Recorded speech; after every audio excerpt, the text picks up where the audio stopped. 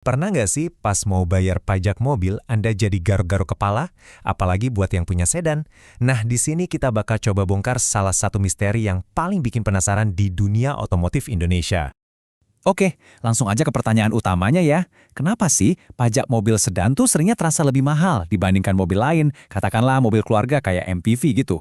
Padahal kan kalau kita lihat di pasaran, situasinya justru kebalik.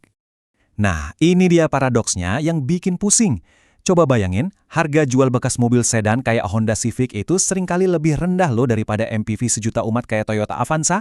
Anehnya, pas giliran bayar pajak tahunan, kok pajak si sedan ini malah jauh lebih tinggi? Gimana ceritanya coba? Ternyata nih, untuk memecahkan misteri ini, kita nggak bisa cuma lihat harga mobilnya sekarang. Kita harus mundur sedikit ke belakang. Jawabannya, itu tersembunyi di dalam kebijakan-kebijakan lama yang jejaknya masih kita rasakan sampai hari ini. Oke, petunjuk pertama kita ada di sini. Jadi zaman dulu, pemerintah itu ngelihat sedan bukan sekedar mobil biasa. Di mata mereka, sedan itu adalah simbol kemewahan. Barang mewah. Dan inilah dia dasar hukumnya, PPNBM atau pajak penjualan atas barang mewah. Yup, peraturan inilah yang jadi senjata pemerintah untuk mengenakan pajak yang lebih tinggi ke mobil-mobil sedan. Terus, apa sih yang bikin sedan dianggap mewah waktu itu?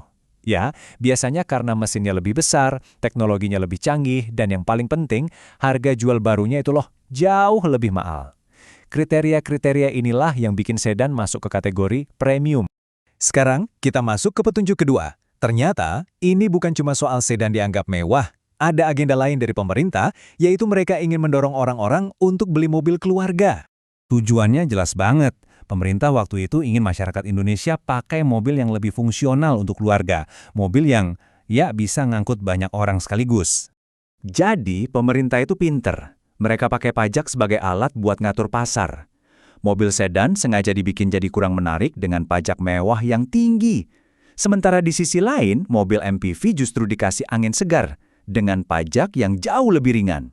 Dan hasilnya bisa kita lihat sampai sekarang. Mobil-mobil inilah yang diuntungkan.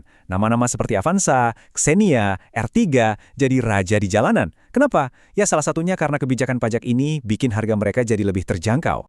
Oke, kita udah lihat kan sejarahnya gimana? Sekarang, yuk kita balik lagi ke masa kini. Kita lihat gimana kebijakan lama itu malah menciptakan sebuah ironi yang membingungkan di pasar mobil bekas hari ini. Nah, ini dia gambaran masalahnya. Harga jual sedan bekas bisa anjlok, turun drastis. Tapi beban pajak tahunannya itu tetap tinggi. Kenapa? Karena dia masih terikat sama label mewah dari masa lalu. Kalau mau lihat dari sisi teknisnya, pajak itu dihitung berdasarkan NJKB atau nilai jual kendaraan bermotor. Nah, NJKB untuk sedan itu dari awal udah ditetapkan tinggi karena status mewahnya itu. Angka dasar inilah yang terus-terusan menghantui dan bikin pajak tahunannya jadi bengkak sampai sekarang. Jadi setelah kita kumpulin semua petunjuknya, kesimpulannya cukup jelas. Pajak mahal yang kita bayar hari ini itu sebenarnya cuma warisan dari kebijakan di masa lalu. Intinya ada dua hal. Pertama, status mewah dari zaman dulu itu masih nempel di perhitungan pajaknya. Dan kedua, pajak tinggi itu memang disengaja oleh pemerintah untuk mendorong orang-orang beralih ke mobil keluarga. Jadi, ini dia jawaban pamungkasnya. Waktu Anda bayar pajak sedan yang mahal itu, sebenarnya Anda bukan bayar berdasarkan nilai mobil Anda hari ini. Tapi Anda lagi bayar pajak sejarahnya. Sebuah warisan dari masa lalu. Dan ini semua membawa kita ke satu pertanyaan penting untuk direnungkan.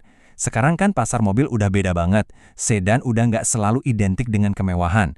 Nah, menurut kalian, apa sudah saatnya aturan pajak ini diubah juga?